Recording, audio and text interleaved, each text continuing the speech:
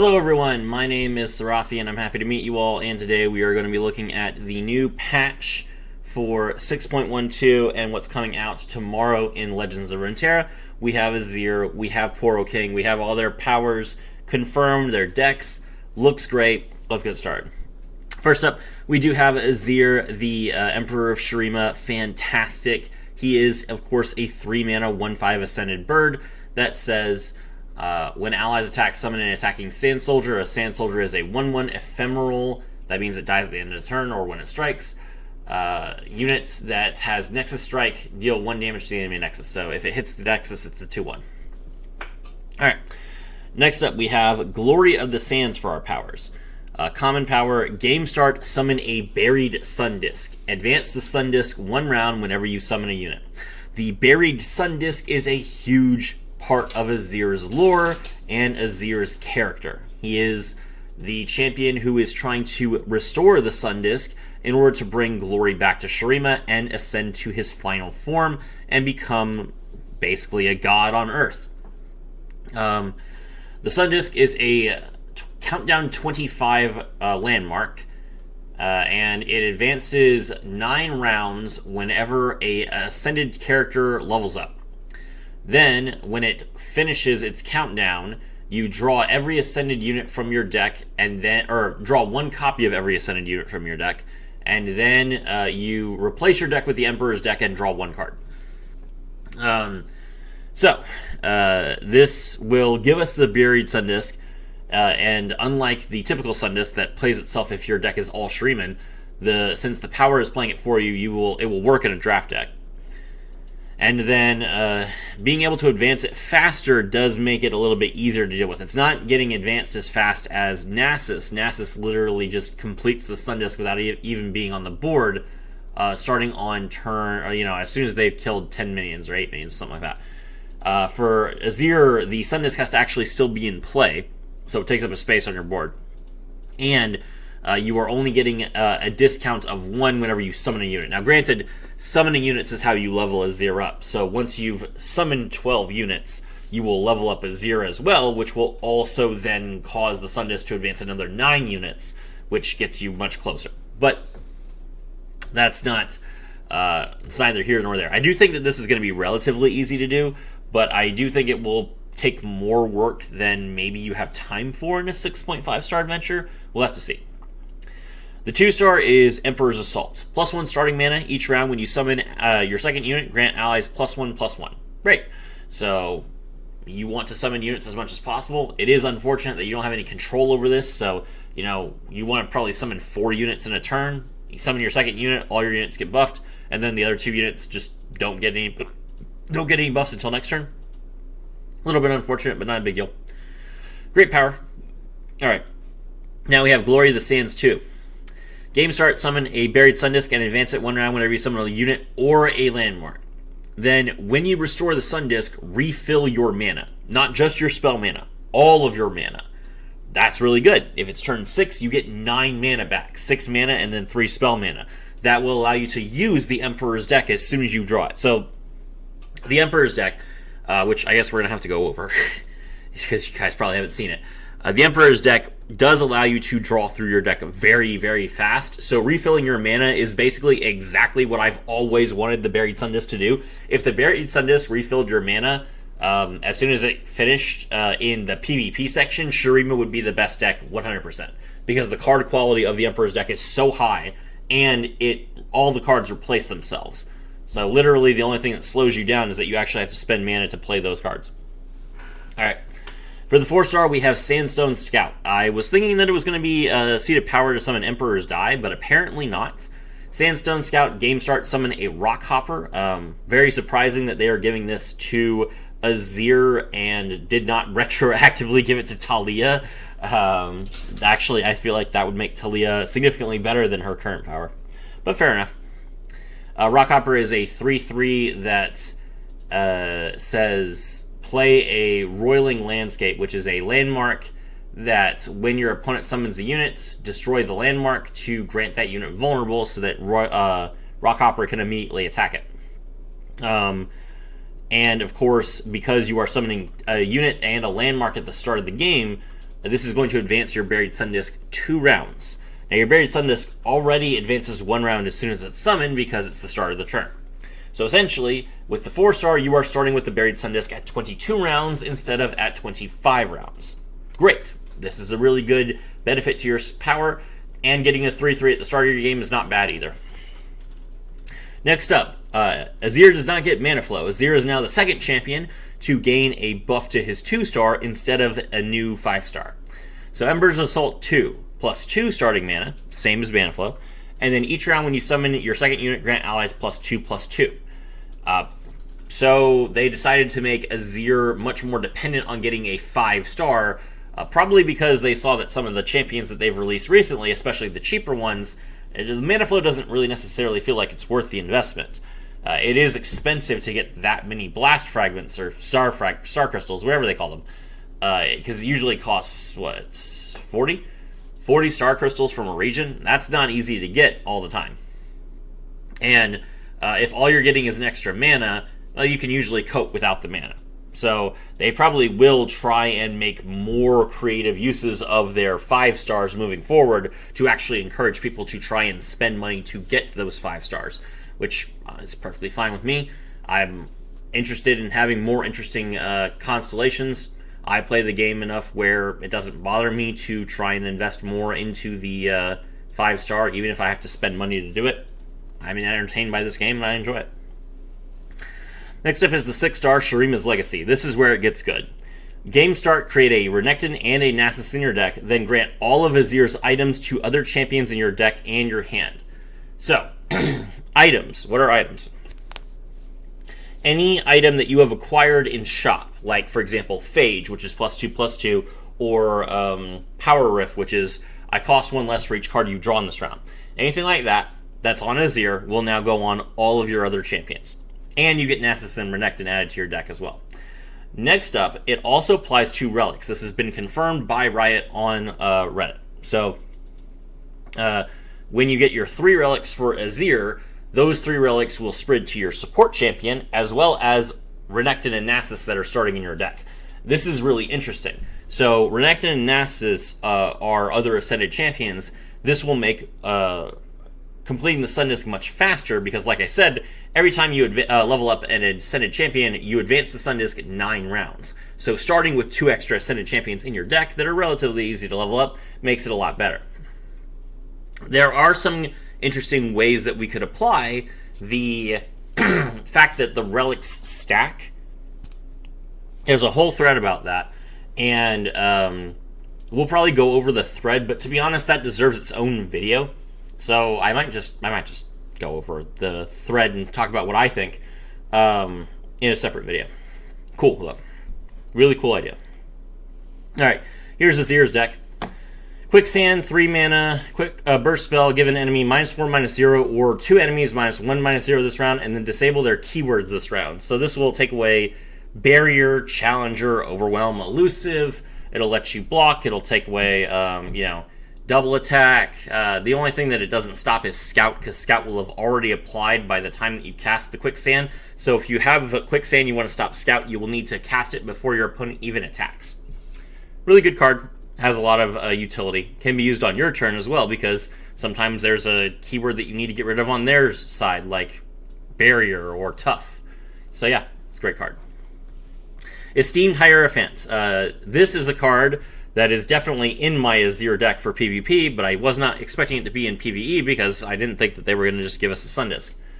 When I'm summoned, advance your Buried Sundisk 3 rounds. Now, of course, that will count for 4 rounds because you are summoning a unit and your 3-star will advance it. Then it will also count for an extra round towards Azir leveling up. So when you think about it, it's like if you do this, you are essentially getting 13 rounds because you're making your, every summon that you do is essentially getting you closer to that 9-round discount for Azir. So it's like advancing your Sundisk 13 rounds in a couple turns. Pretty good. Dunekeeper, when I'm summon a Sand Soldier.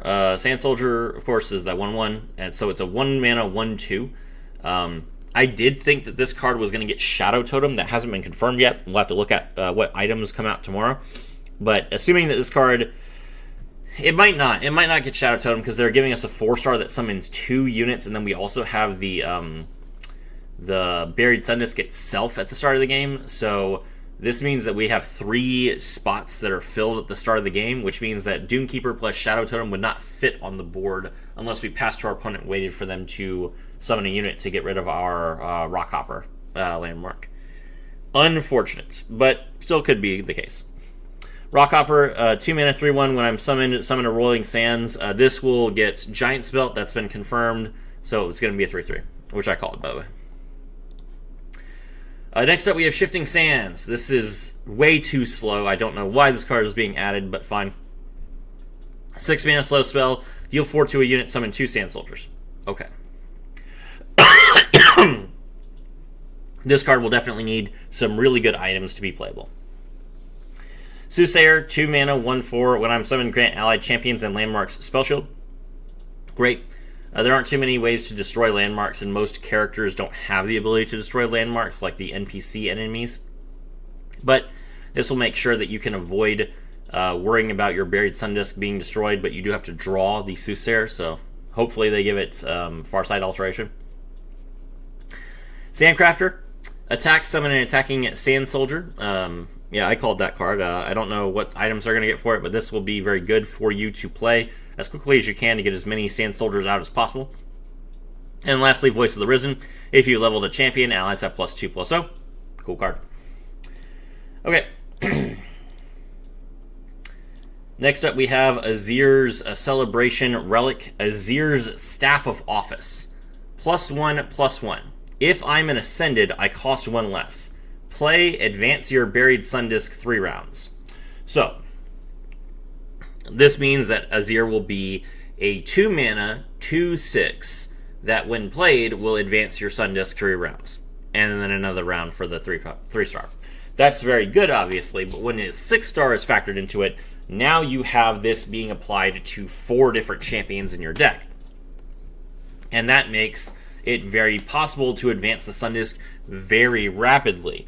So, and the faster, it's kind of awkward, right? We are going to get the Emperor's deck with items. Like, that's been confirmed that every Emperor's deck card is going to get an item in Azir's level up, and I'll show you what it looks like in a second. But the thing is, if you complete the Emperor's deck too quickly, or if you complete the quest too quickly, you might run out of cards. As the problem, especially against like a high health enemy, like a 99 health enemy. You are setting yourself up to get milled very, very fast. So, and the fact that the 6 stars, like the 4 and 6 stars, don't really help you win the game. They just help you complete the Sun Disk quest. So you're really relying on the Emperor's deck to actually close the game out, since none of your stars do that. And if your opponent has 99 health, that might be a little bit difficult. I don't foresee Azir struggling against a 5-star area, but against a 6-star area, he might actually run out of cards before he can win the game. It depends on what sort of items we get in the Emperor's deck, and I'm sure that Riot has tested this to try and figure this out, like the sweet spot for how fast they really want people to complete the Emperor's deck and how much value they want you to get out of your main deck before you switch over to the Emperor's deck. Okay. So with that in mind, let's take a look at the bonus stars for Azir. Your support champions have Ascendance Token. Ascendance Token is a new item, rare, +2/+2. If I'm a champion, I am Ascended. So this means that once you've gotten your support champion, they will already be Ascended. So then your Staff of Office being applied to them is a benefit to you. And then Star of Wonder, Sand Soldier has Studded Leather. Studded Leather is +1/+1. So there will be a Wonder Star that just makes your Sand Soldiers into 2/2s. And if they strike the Nexus, they deal 3 damage. Insanely good. Great, great buff to us. Alright.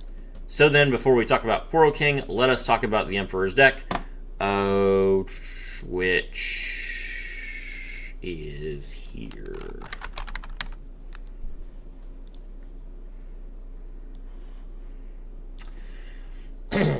The Emperor's deck is a special pre-constructed deck in Legends of Runeterra made up of powerful non-collectible cards. It has 9 different cards and 15 cards total. The deck can only be created by Azir upon leveling up to level 3, functionally removing all cards of the allies deck and replacing them with 15 preset cards with Ascended Call always at the bottom. There are 4 copies of Emperor's Guard, which is a 2-mana 5/4 Fearsome. When I'm summoned, draw a card. 2 copies of Eternal Gladiator, 7 mana 10/7 Barrier. When I'm summoned, draw 1. Round end, the strongest enemy and I strike each other. Really good to have Barrier and then 10 attack, but then it gets to strike an enemy. 2 copies of Golden Herald. 5 mana 6/6, play and round start, summon 2 Sand Soldiers and grant them +2/+2. Just giving you some serious bodies to try and contest the board and win the game. General's Palace, 5 mana, landmark, enemies are vulnerable, round start rally. This gives you twice as many opportunities to attack to try and finish your opponent off as fast as possible. And then since all of your opponent's monsters are vulnerable, you can force the weak ones to block your weak units, while the strong ones get to go face. Crumbling Sands, 4 mana fast spell, obliterate a follower, draw 1. 2 copies of Emperor's Prosperity, which is 2 mana, burst spell, draw 2.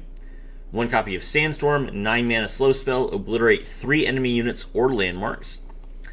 Shimmering Mirage, 3 mana burst spell, summon an exact copy of an ally. That copy is ephemeral, draw 1. Really solid. And then at the bottom of your deck is Ascended's Call. Ascended's Call is a 10 mana slow spell. Rally, so you immediately get the attack token. Summon Renekton, summon Nasus, immediately level both of them up to level 3. Nasus level 3 is a 10/10 with I have +1/+1 for each enemy that you've slain this game. Spell Shield, Fearsome, and enemies have -3 attack. And Renekton is a 10/10 with Overwhelm that says, and I think he has Tough. I think Renekton has Tough at level 3. Overwhelm, at least, is a 10/10, and his effect is he has a skill that triggers when he blocks. He's the only character that has a skill that triggers in the game when they block. When I block or attack, deal 2 damage to all enemies in the enemy nexus, which is insane. That basically gets rid of any sort of protective ability. It gets rid of barrier, it gets rid of spell shield, and it will just crush everything. Okay. The order of the Emperor's deck is random except for Ascendant's Call, which is always at the bottom. Emperor's deck is replaced even if you have no cards left in your deck. All traps that were in the deck previously are gone. If Azir is prismatic, all the cards in the Emperor's deck will be prismatic as well. Okay, so that is the Emperor's deck, and we have new items being added to that. So let's see, where's that?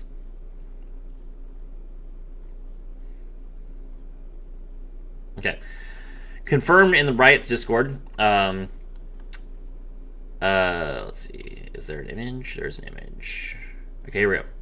So, deck upgrades will show you both your main deck and your Emperor's deck.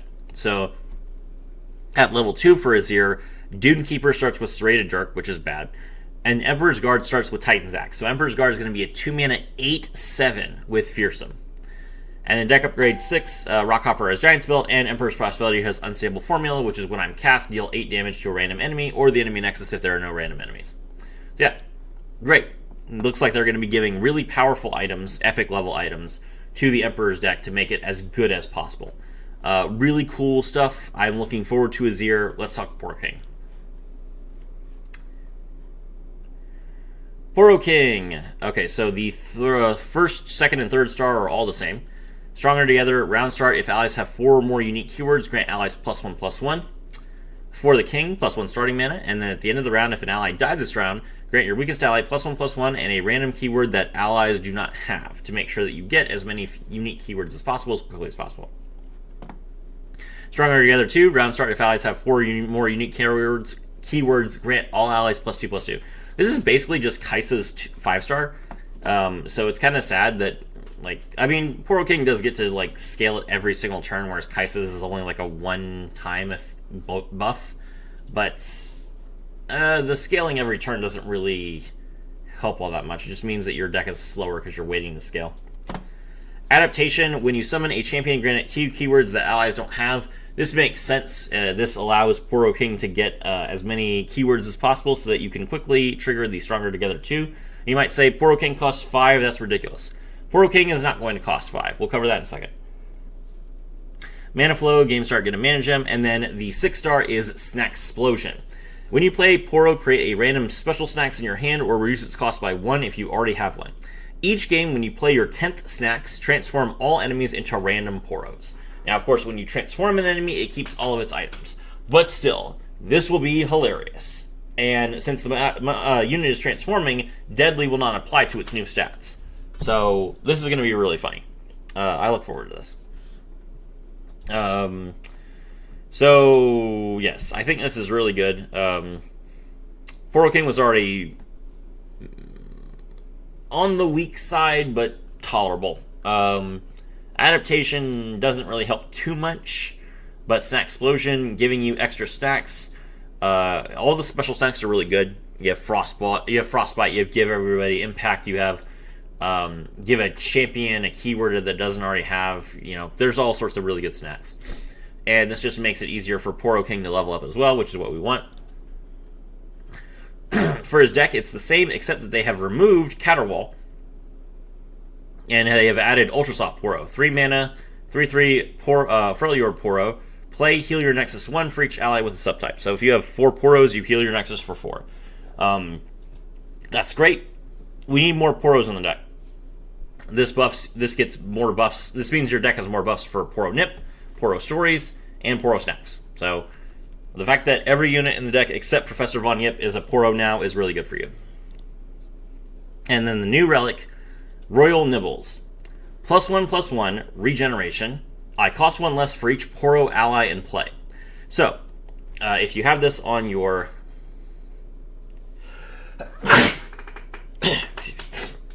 if you have this on your Poro King is a 5/5, and it has regeneration, which is a really good keyword for you to get. And then, let's say that you have 3 Poros out, because you played like a 1-drop, and then you played 2 1-drops in the turn after. Now Poro King costs 2, because he costs 5 normally, costs 1 less for each Poro in play, now it costs 2. Solid. I think this will be a really good relic for Poro King. Interestingly enough, this will also be kind of an interesting relic for some of the other champions in the game. Darius has a Poro in his deck. Tryndamere has a Poro in his deck. Both those characters are very expensive, so they do benefit from costing less. And then, of course, regeneration is just a very good keyword for any high-cost champion to have, because after you spend all your mana to play the card, you definitely don't want it to die just because it took a couple hits. So that's really good. Poro King is getting, your sport champions have Porify, which is +1/+1, and I'm a Poro. So your Poro champions will have the buffs from Poro Snacks and Special Snacks. Makes the deck a lot more consistent, makes your support champion feel like a lot less dead weight. Really, really cool. So that is it for this video, and I look forward to seeing you guys tomorrow. My name is Rafi, and I was thrilled to have all of you with me.